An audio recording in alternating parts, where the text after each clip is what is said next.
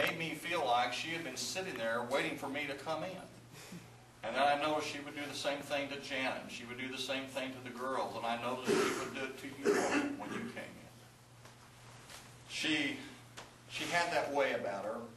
I have a video at home of a family reunion that I shot, I don't know, about 27 years ago. It was in the early 80s, like 1982. And I can still see Aunt Mary Helen sitting there at the picnic table. And she had on a blue top, as I remember. But what I remember is she was sitting there smiling, waving at me. And one thing, I guess we all have different memories of people. And I remember, of all the things, I remember my own dad.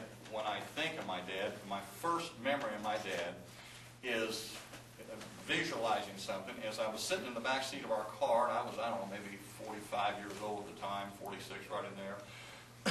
And my mother was driving, my dad was over here, and I just looked at the back of my dad's neck, and he had wrinkles on the back of his neck, and for the first time in my life, I realized my dad was getting old.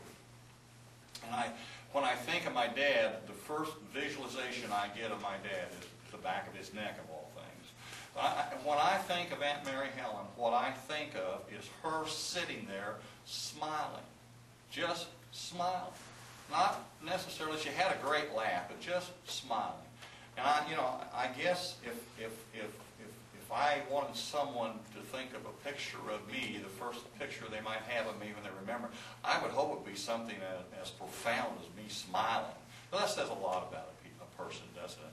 And I really believe this about Aunt Mary Helen, that she had such a sense of, I've seen her interact with children and adults, and she was at ease interacting with both of them. And I don't know, I just really liked that lady. She was just a neat woman. And I remember thinking to myself one time, and out of a lot of respect, and I said to Janet, we were sitting at again at a family reunion, and I said, I bet your Aunt Mary Helen has never met a stranger. And sure enough, in the obituary, it says she never knew a stranger. But I suppose one of the greatest compliments that can be expressed both about Steve and Mary Helen comes through the lives of their children. And with Steve and his service, and with Mary Helen and all the things that were said, how caring they were, how loving they were, friendly, giving, and all of these things, someplace that should be expressed outside of their lives, and it is expressed in the lives of their children. And I especially have seen Stephen at the facility where Mary Helen lived, not to blow you up or anything, but I was talking to him yesterday, and every morning he would get up and he'd go have breakfast. I think Karen went quite often, and Karen was talking to Tony a little bit ago, and Tony said, "Are you going to be there Sunday?" And Karen said, "Well, I'm invited, aren't I?" And Steve told me yesterday, he says, "I'm still going to go over to where Mom was. I'm still going to have breakfast with them. These are people they're people, and I've come to love them." Giving of himself. Where'd that come from? I'm telling you where it came from.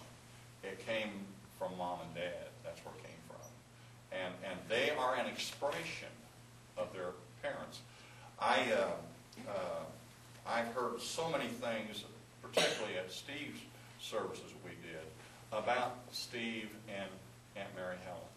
And every time we were around them, and I said at Steve's service that when I would be out in public, and I'd run into Aunt Mary Helen, she was the same thing. "Cousin John," and she always wanted a kiss. You could be in the middle of Home Depot, you're kissing Aunt Mary Helen. I think the little paper handout thing here says, "Married 60 years, together for a lifetime." I don't know. I'm just almost amazed at the fact that Steve went home to be with the Lord February the 1st, and it's just a little over 2 months later. And after 60 years, Mary Helen goes. And it kind of fits the pattern. I asked Steve if that was kind of the pattern of their life. Steve would go first, or he'd be ready. "Oh yes, and Dad was always ready early." So, you know, he went early, now she's there. Memories are such precious things, and we all have memories of our loved ones, and at this time we want to give everyone that wants to speak, to give you the opportunity to say something about Mary Helen. I don't know if he was ready to do this or not, but Red, you've got to tell the story about painting everything blue that you told me. Well, thank you. Those are her colors. And she had Dad paint literally everything in the house blue. Including the house. In the house, huh? Including the house. Including the house. The house had blue cars, blue shovels, handles on the rakes, floss, the little when she the bird bath. Step stool. The step stool. The Blessed Mother. The washer, dryer, refrigerator. Carpet. Yeah. The carpet. The couch. The couch. And so she was lots of blue joy, yeah. But such a, I don't know, you said everything, such a beautiful reflection of the sky.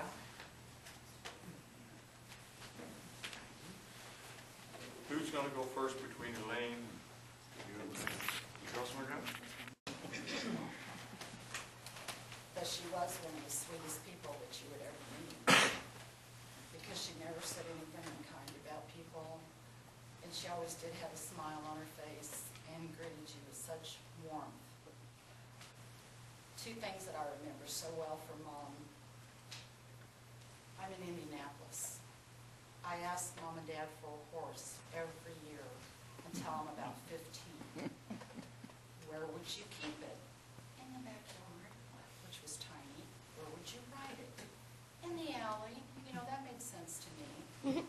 And knowing how much I loved horses and Western things, Mom made me a darling cowgirl outfit. And it was suede, and she even cut the little suede dangly things, and it was a skirt and a top in brown, and I loved that outfit, and I would give anything to have it back. The other thing that is so sweet of Mom, even, let's see, it would have been about 50 years ago. No, wait a minute, I'm not that old. Got that wrong. I'm a chocoholic and a candy. I just love candy. I would beg Mom for candy all the time. And she could be on the phone, and I would do like this on her. Mom, is there some candy? It didn't matter what she was doing. I'd tell her, Mom, is there some chocolate cookies or something? So, and she was so sweet. She'd say, after dinner maybe. And she got so tired of me begging for candy that she used reverse psychology. And for dinner one night, I had a plate of candy bars, Snickers, Milky Ways, any kind of chocolate that you could think of. And she just set it out so sweetly, here's your dinner, Elaine. And you know what that happens then? You start to cry. I don't want this. I want what everybody else has. Why are you making me have this plate of chocolate? And she says, well, honey, you always ask for chocolate. Now you can eat it to your heart's content. That's how sweet she was. No matter what you did, it didn't upset her. She never yelled. She loved everybody. And I'm thankful that I got her ability to talk to anyone, because I can go to the mailbox, you know, and talk to somebody that I don't even know, and that's Mom. I can walk down the street and I just say hello to people. In a restaurant, I talk to the waiters and waitresses as if they were my friends, and that's Mom. So I'm very glad that I got that from her. And it's hard to believe we won't have her, but now she is with Dad, and she'll know who Dad is.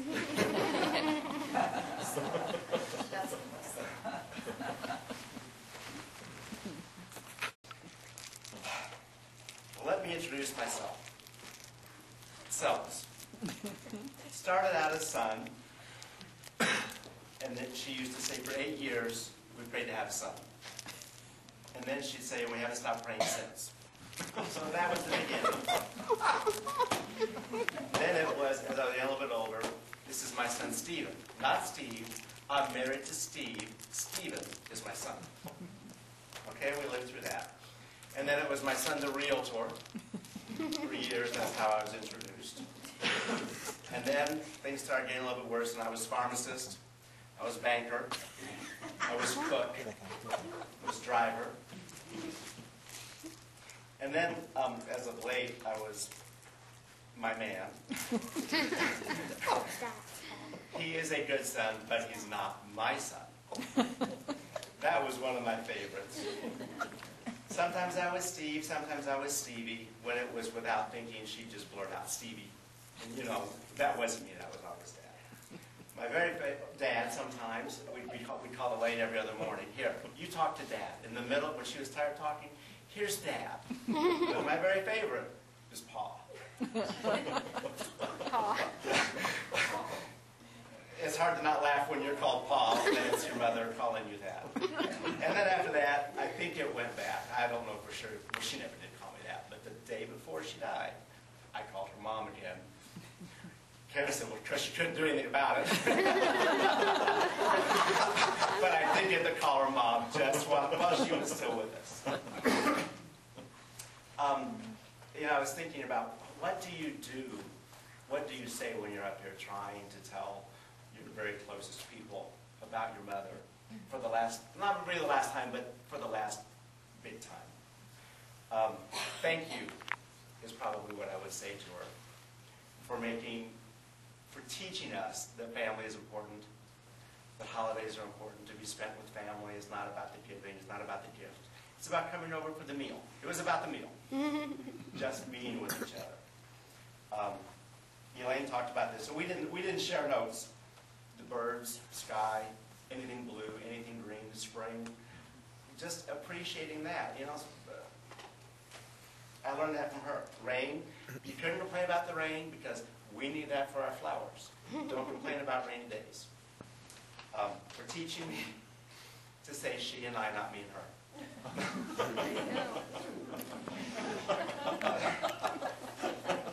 To say I love you and to hug, no matter where.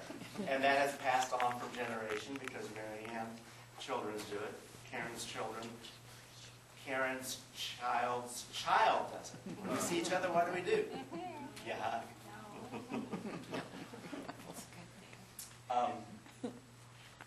She made me watch Will and Grace for the first time, knowing that I liked it.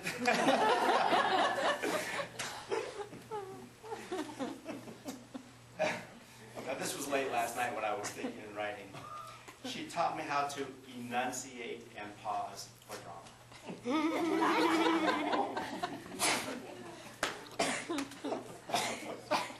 She taught me the difference between I could care less, I couldn't care less. If someone would say I could care less, well then why don't you? You need to say you couldn't care less. She's right.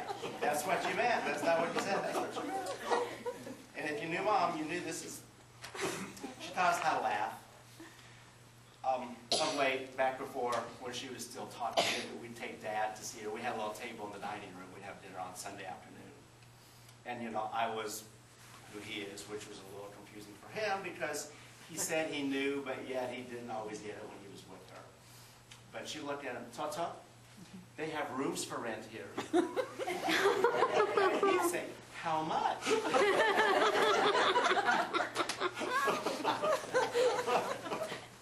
Julia, her favorite nurse, was complaining to Mom about her hair. She has short hair. She was doing it. Mary Helen, I don't know what to do with my hair. It's long. It's in between.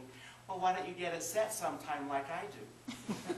Okay, that'll probably do it. She offered her. She said, it was free when you go down here. Well, it was only free because I told her you don't have to pay for it. Don't worry about it. So she'd do it. It wasn't free. Karen tried to take laundry home one time. She said, no, that's okay. Stephen will do it.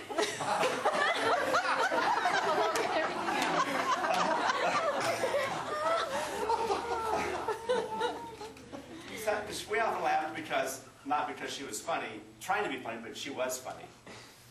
Shortly after she moved in there, which was much against her will, even though she couldn't vocalize that she didn't like being there was a man directly across the hall, and she told me this. She said, he was up hollering all night. Well, what was he saying? Bring me a blanket. Bring me a... And she hollered back, I don't know where they are. I don't live here, and I go to sleep.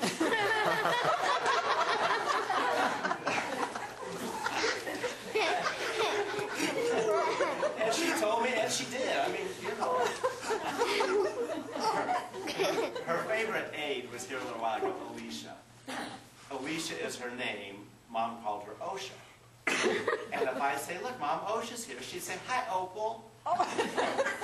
They were all vowels. Alicia was a sweetheart. Alicia could give Mom a shower. Most of the time. Others couldn't. So every shower day, Alicia would say, yeah. Or she'd say, oh, she was fussy, or she was quiet. But she took one. So I'd ask Mom, I said, was it shower day? The pause, yes. I said, how'd it go? Were you fussy? I let her know how I felt. I didn't say a word.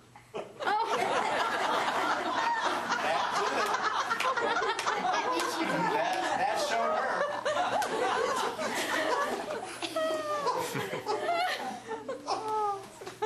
I went in one morning and the aides told me, Mary Helen played, because they couldn't call her Mom because she hated to hear that when them talking about her. So it was always, Mary Helen played bingo last night. Oh my God. First of all, she was out of her room at 7:30. It must not have been a good night. I said, why? Well, we asked her and she said yes. So we were having breakfast and I asked her, I said, so I hear you played bingo last night. I said, did you win anything? As seriously as could be. Just the knowledge to never do it again.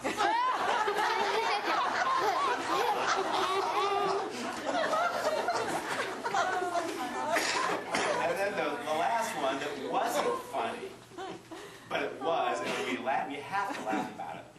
You know, she would, if we changed routine, the Sunday would start, well, the sun was still up.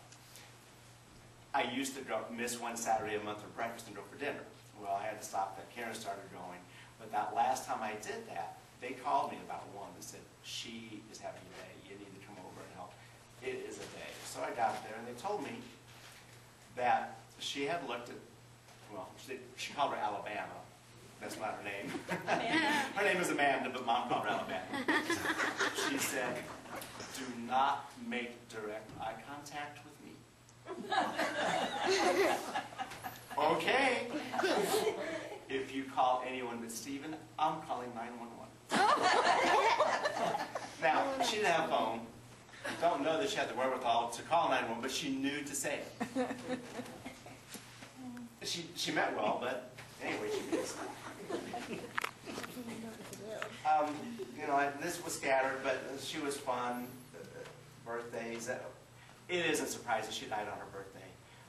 Most of these pictures were either from Las Vegas or birthdays. They were a big deal. It wasn't really expensive gifts, but it was thoughtful gifts. Just whatever we had mentioned through the past several months, she'd pick up on, and it would be ours. Or she would collaborate with some of the girls, and you know, we did it for each other. Just a few of us go in on a bigger gift because there was a budget, and you know, but we got them what they wanted without giving a list. Traditions, Thanksgiving, menu. How old was that menu you came across when you went through? 25, I thought it was 30-some years old. 79. Yeah. Your pantyhose used Written to on come. the on the Used to come in that card with that cardboard with the rounded edges, and she saved everything. And she saved those, and they made good menus. It would say Thanksgiving 1973. It was the same thing as 72s and 74s. But it was, we would sit together and talk about it and write it down. And then what we would take, there'd be the person's name and what that person would bring. She'd make the most of it, and then every year she did that. It was a little tradition. Christy, Mom used to make smoked picnic. And to make that, you have a big-ass rock, is what I called it. It's too big for an old woman to pick up. So I would take it at the end and do it while she would. And then Karen started making, there you go. Karen started making it. So Karen would make the picnic. honey, do you have a rock? Do you need my rock? And Karen said, no, I have my own rock. And Mom was giving granddaughter a lesson. Every good Hungarian girl needs a big rock. And Christy said, I think so too, Grandma.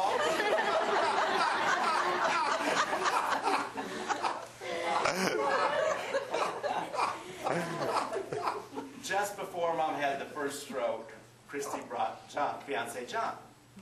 And Mom was still, she was still pretty good for her. And it was after breakfast, and they surprised us. They all came in, and I was so excited to see them. And Christy, Grandma, this is my fiance, John. And she looked him right in the eye. John, what interests do you have other than my granddaughter? And that, I think, caught you off guard. Here she's in the nursing home, and, she might not be able to talk, and she can talk sometimes.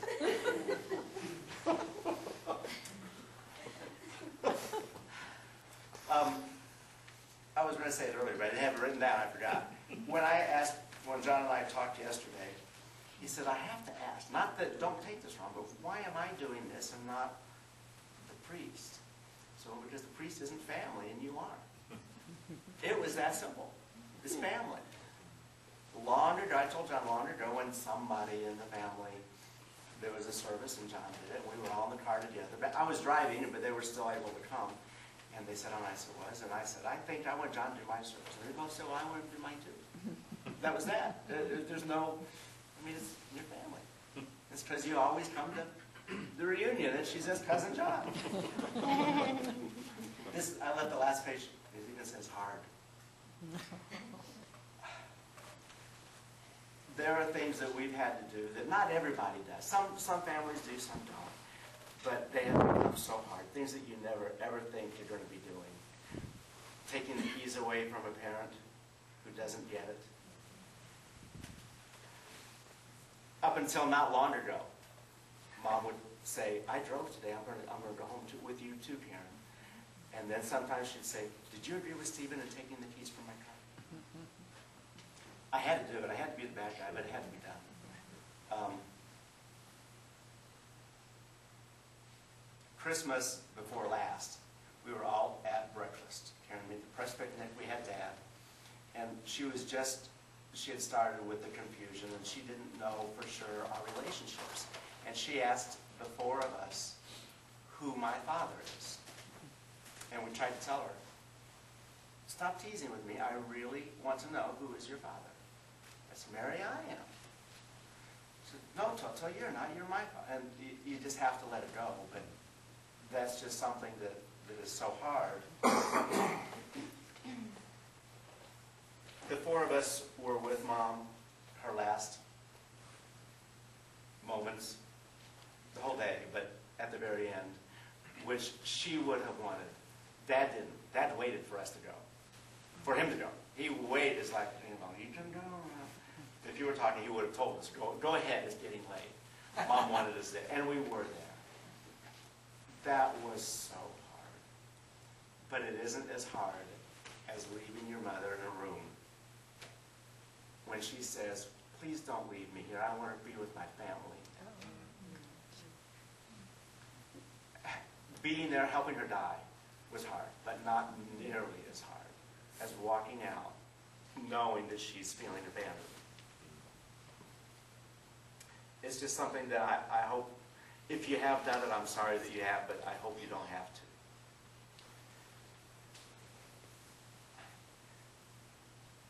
Back in the teaching part,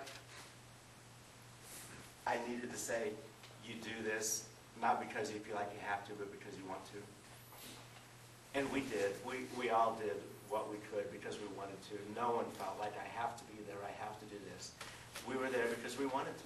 And she wanted it and we wanted it. And it's because we learned it. Sure. You know, she with her mother, Dad with Poppy and Grandma and my aunts taking meals over. At first it was Grandma making the meals for us all, and then it was the aunts taking the meals to them. We didn't come up with this. We were taught it indirectly. They didn't say, now you watch this, but we learned it from them. Years and years and years ago, I saw Candace Bergen on a show, and her husband was dying. I don't even remember his name. He was French. Louis, somebody, I don't know. Louis Mall. Louis Mall. I've always liked Candace Bergen. But somebody said, well, how are you? You know, it's hard on caregivers. And her answer was, I'm not the one who's sick.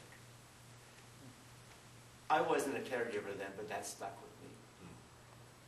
And, you know, everybody, you know, people often say, how are you to take care of yourself? Well, it's true. I get it now. I didn't then. I thought, you know, I don't know, it's hard. But I get that. And another person that I heard something from that stuck with me years ago was Maya Angelou. What she tries to live by is that when you die, it isn't important how much you have. It isn't important how much you did. But what's important is how people felt when they were around you. Now, I heard that from Maya Angelou, but I think I learned it from Mom. Tony is the perfect example. She has only known Mom a year and a half. And all the people there, and a lot of them came today, just from being around her. It's how she made them feel. So, that's what I've got.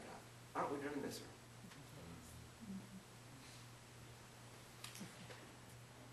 Karen? I think you should, yes, tell them about the last thing one of the last things she said, how was Mary Helen? After the first, back to the drama. Mom had a flair for it, as you know.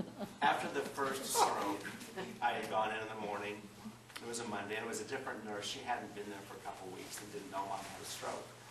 And she said, Stephen, she spits her pills out now. I said, yeah. Are you putting them in applesauce? No, I didn't know I had to. I said, well, Mom had a stroke last week. I said, oh, I didn't know. I said, yeah, you have to grind the pills and put in applesauce and just kind of get it in there so she won't spit them out. And she said, she had a stroke, really? I said, well, come in and see. So she's a little nurse this big, real sweet. Mary Helen, how are you? Mary Helen? She looked up at her and she said, contrary to what everyone else is saying, I'm just fine. And the rest of the day it was gibberish. Yeah. How that came out, I'll never know. I know. There was one other one that was a good one. Just a couple days before she died, have you ever put dentures in a person? Put them in and take them out? That should have been under the things I didn't know you were going to be doing. Someone who can't cooperate or can't help in any way. So we ended up leaving top ones in for a few days at a time. That might not be hygienically correct, but when she can scream, God help me, when I'm taking them out, I decided every other or every third day was enough. So, but we take the bottoms out. She had one tooth. And her bridge fit across that. The bridge is an understatement. All but one tooth was right. And we had to put the glue in the right places so that it would stay while she was eating. So in the morning, you'd wake her up and get some water in her, and wake her up and keep waking. Put your teeth in there. Don't put your teeth in them.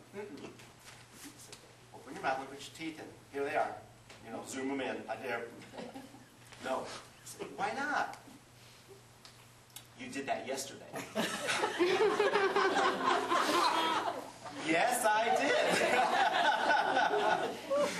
That's it. Here. You gotta laugh. Mother, I used to say it to her all the time, mother. And for years, many years ago, we'd say, what are we going to do without you? And now I'm not so sure. We'll be fine. Which is what I told her, we'll be fine. We'll be with Dad. But she was the absolute sweetest person. She had the kindest, biggest heart. And as we've all said, no one was a stranger. Sometimes it scared me because she would talk to anyone in any store, and oh my gosh, I just couldn't imagine being so shy. But she was wonderful, and everyone loved her. But I was thinking that I have so many good memories of when we were children. One in particular, when we were little in school, it was called a free day when we had the day off. And all the other mothers in the neighborhood dreaded it. They absolutely dreaded it because their kids were going to be home. And Mom loved it. She looked forward to it. And that is the best feeling when you're a child, to know that you're wanted. Your mother wants you around. She was so sweet. And loved us with all her heart, every generation, every one of us, grandchildren, great-grandchildren. And I was thinking about, in this past several years since the dementia started, but mostly in the last year and a half, her memory was diminished and her physical condition was diminished and her mental capacity was diminished, but her love for us never diminished. She loved us more every day, and all we had to do was show up. All we had to do was be there. And it was just the biggest gift in the world to Mom, having us children and having her love. And we all are blessed that she was our mother and that she was in our lives for so long. And I'm happy that she's with Dad now and her mama and children. Is there anyone else who would like to say something right now? Janie? I just wanted to speak to her sweet innocence. I can remember when I was kind of new still to the family, and Stephen and I had just hit it off. We could just sit and talk about anything. He'd talk things about he couldn't talk to his mom about, you know. And I can remember, and it may have been Grandma Cass's funeral there at Conkle over there in Speedway. And you and I got in the corner and we were talking, just carrying on. And later Mary Helen said, well, what were you and Stephen talking about? I said, oh, I don't know. We were talking about getting pregnant and things like that. And the shocked look on her face was something to behold. He doesn't know anything about that. Did you say he does now? Come back with that. But I was so glad Stephen mentioned about the teaching, because she was so quick about grammar, and she and I would sit and talk about grammar. And I know if she'd been in her right mind, I would have sat and talked to her about what's happening to grammar today. Just like on TBS when they say less commercials, and I want to write to them and say it's not less commercials, it's Fewer commercials. And I know your mom would be the same way. She'd be carrying on. We'd both be sitting there talking back to the TV. And I always said, you guys always use such good grammar because she made you. That's right. She made you use Sister good Mary grammar. Helen. That's right. That's right. Yes, sir. Yes, Yeah, go ahead. I was Mary Helen's family practice doctor, and your bit about grammar is wonderful. I was just curious, did you teach you the difference between may and can? Yes. That was Yeah. a big one for my mother, too. Yeah. I had quite a few patients who had memory problems over the years, but she had one memory problem which was unique. She had 2 houses. Which I absolutely, she'd come and say, well, I'm going to my other house. And as Karen and Steve would tell me, that was part of her imagination. It was very cute. But the other thing was, she always gave me a hug. She was very dear to me, and I loved her dearly. And I don't think I had anyone in my 35 years of practice whose family cared more for her than Steve and Karen. They would always come together with their mother. It was very, very touching the way they did that. And one other thing that I'm sure you all know is how much she loved to cook and what a good cook she was. And that's something that all her children know about and love and are very good at. And one time, she taught Karen how to cook, and Karen brought me some wonderful Hungarian pastries that she obviously Almost tasted it. So that you can carry on. I hope you all get to benefit from her cooking. Bribe the doctor. I'll stand up here. I've thought of some things I wanted to share, and I'll start with something medical because she was very descriptive. I loved the way she would describe things. And one time she was having some problem with her kidney, And she said, Jen, it feels like if there were sort of a coil, a little tight coil, and all of a sudden it releases and I feel like this. And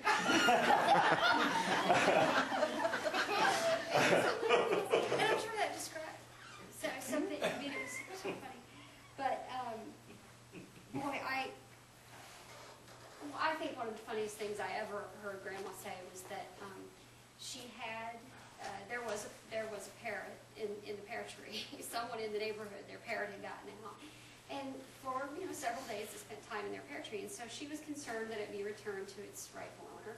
And she called animal control, and apparently they weren't calling her back. And she told me, she left a message and said, there's a parrot in my pear tree.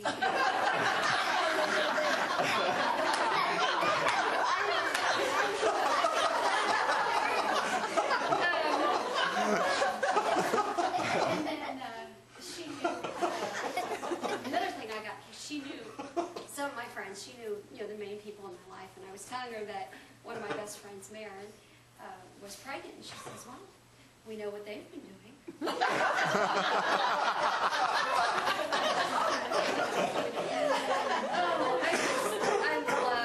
I just loved talking with my grandma. And the thing that's so amazing, I know a lot of us talked about her sweetness and her love, but the thing that's so amazing to me about her love is that, I mean, to her it was just, it wasn't forced, it was just, I don't know, it was just obvious. There was an immediacy of this love with her.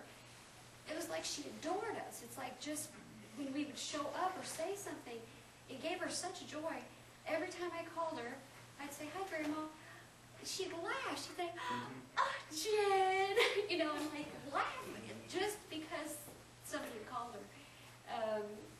So it was amazing that anybody could respond to something like that, which she did. And I think I've tried to do these meditation things, these guided meditations, and they say, think of a very peaceful place. Imagine yourself there. Feel the way it feels to look around. So I think, usually people are thinking, some little stream and soft grass and the tree. I thought of their living room at night. The TV would be on, there'd be that perfect glow, dark, this blue lamp above that glowed, the one Stephen made above the table. Calm, quiet. It was the most peaceful place in the world. I go in there in my pajamas and sit with her. And so I just love that place, and there's nothing, to replace it, but that's okay. I just really loved my grandma a lot. Oh, and then one time when I very first started learning Hungarian, I called her and I was making these pathetic sentences with probably wrong, word order, but I said a few things out of my little book, and she says, Steve, pick up the phone. Jennifer's speaking Hungarian. So, thank you for listening. Oh, and Noelle has one thing to say.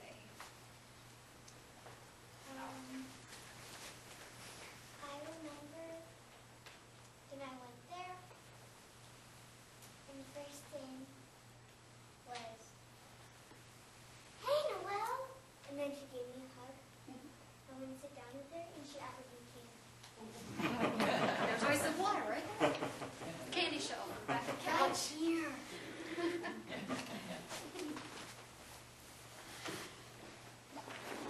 Lunch at the usual. Yes. Lunch at the usual. Okay, lunch at the usual. Let me see it.